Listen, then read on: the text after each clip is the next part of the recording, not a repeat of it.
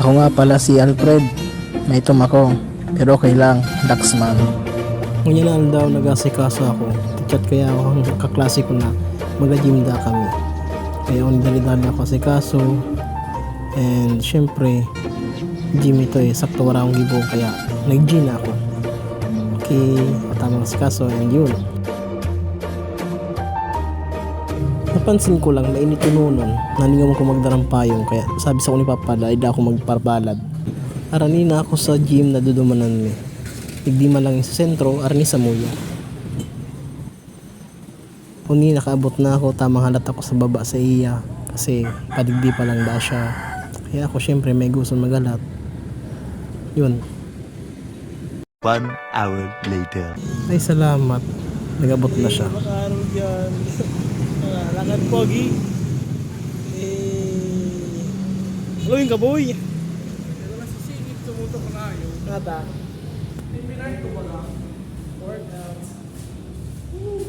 Pinay ko ba ka? Taba.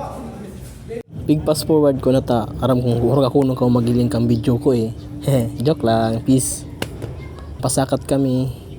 Syempre may nakasabi kami din sa room gym mana soltiro. And nagaano si Mano, naga-registered na. Salamat sa libre Mano. God bless. Diyan po nag-warm up na ako dyan. And first naggibong ko is bicep curl po ini. Gigibong ko dyan is 10 reps for 3 sets. After ko digdi, gigibong ko po is seated shoulder press. Same din, 10 reps and 3 sets. Tiga pass forward ko na sa video kasi para masyado alaba. After this, side 1 arm bench row. Same lang, 10 reps and 4 sets. After ko sa right, ginibo ko sa left naman. And after ko nga digdi, nag-vice spots ako si Mano kasi nag 50 pounds ng pinuhat niya dyan. Masyadong magabat na. Yun.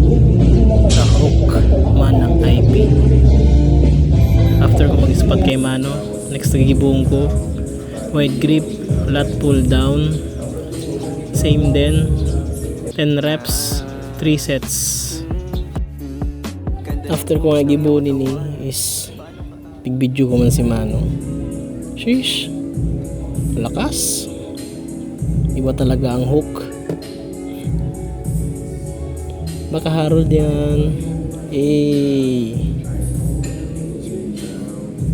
Trust the process.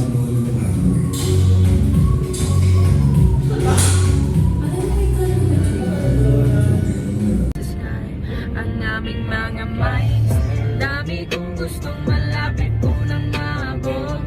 Wala ng tulog, kesa na natiling tulog. Yes, we going up. Bawas muna to sa nap. No cap, laing na ng ating gap. Sa labas sa pag ka mapapanggap. Yun na yung lahat. Magkana pinapapagat. Digdi po nag-decline crunches ako kasi bilbilo na da ako. And tigibo ko siya 15 reps in 5 sets. After ko sa decline crunches, nag-plank ako 1 minute and I do this for 2 sets. Asking myself, shit am I lost? Giving myself, but then at what cost? Living in cell, wish I could pause. It got me stuck up, not giving a fuck. Feel like I wanna give up. It's 3 a.m. After plank, pa-cool down na po ako dyan kasi madami ng exercise yung nagawa ko and tamang cool down na para isumakit yung mga muscles ko. And yun lang po. Tapos na yan. Hey, ulit na. Thanks.